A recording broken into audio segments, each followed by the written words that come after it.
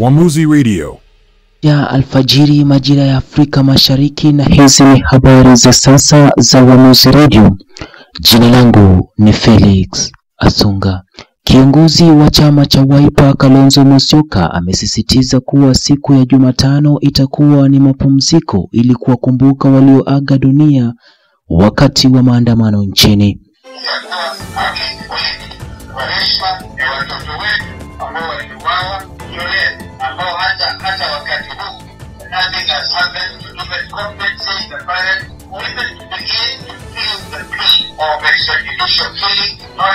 Na kwingineko ni kwamba kaunti ya Nyandarua inaomboleza kifo cha aliyekuwa naibu mwenyekiti wa afya Bell Wahito. Akizungumza na vyombo vya habari, spika wa kaunti hiyo amesema kuwa kiongozi huyo alihusika katika ajali mwendo wa saa 6 usiku wa kuamkia jana. Aidha, spika huyo amemsifia kiongozi huyo kwa utendakazi wake, akiwatakia heri wanafamilia wake wakati huu mgumu. Asante sana. Ilikuwa ni ajali jana usiku kuelekea mwendo wa saa 6.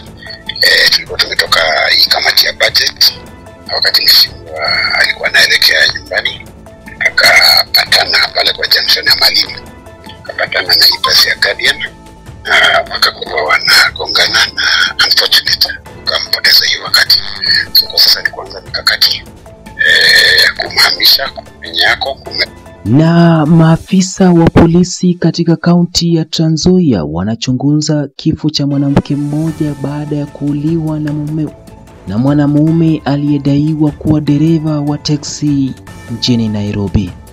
Kwa mujibu wa babake marehemu kwa jina Justus Saini, mwanamume huyo amekuwa akimtishia marehemu licha ya wao kuripoti kisa hicho katika kituo cha polisi. Hamna hatua iliyochukuliwa. Aidha, mwili wa mwanamume huyo ulipatikana katika mojawapo ya majumba ya kulala katika eneo la Moi's Bridge mjini Nairobi.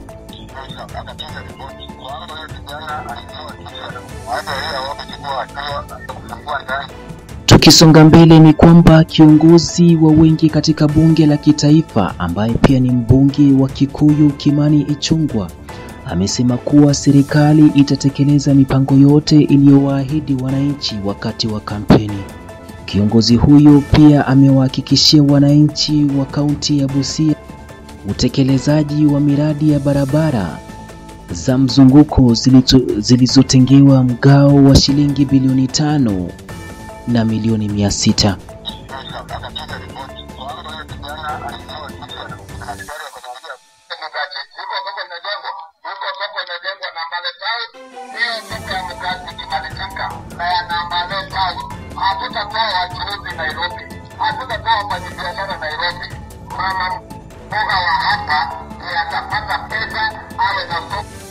Mamia ya wanafamilia katika mtaa wa mabanda wa Amalemba, kaunti ya Kakamega, zinaishi kwa hofu baada ya serikali ya kaunti hiyo kung'oa milango na madirisha ya nyumba zao.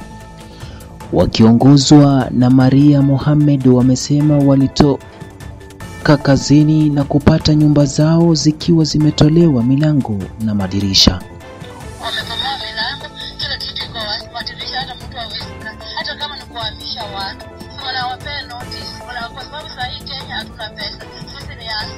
Hata vile watu bangeze kuja kufanya upgrade ile mkaaji wa Malemba aliamini ya kwamba hizi ni community area, kali haiwezi kuwa beneficiary wa slums. Maana watu banga ilikuja kufanya upgrade kwa vulnerable population inakaa hapa. Na hiyo nyumba ilipopata ilikuwa nyumba ya National House.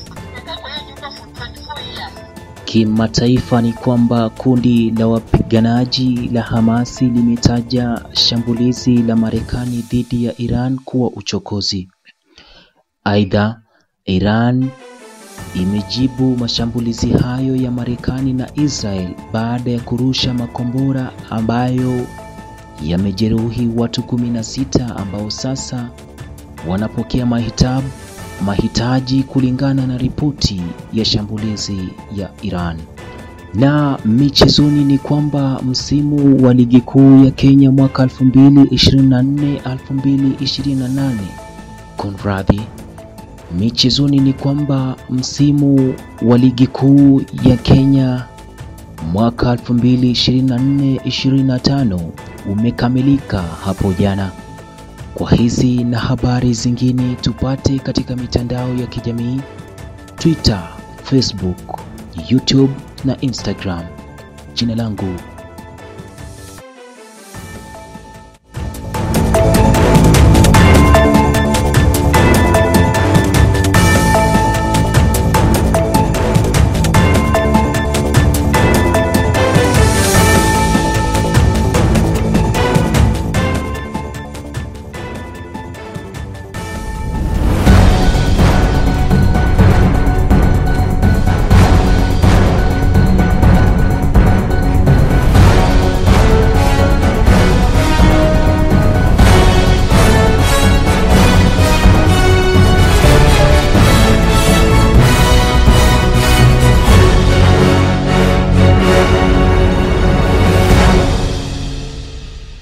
Which station is this?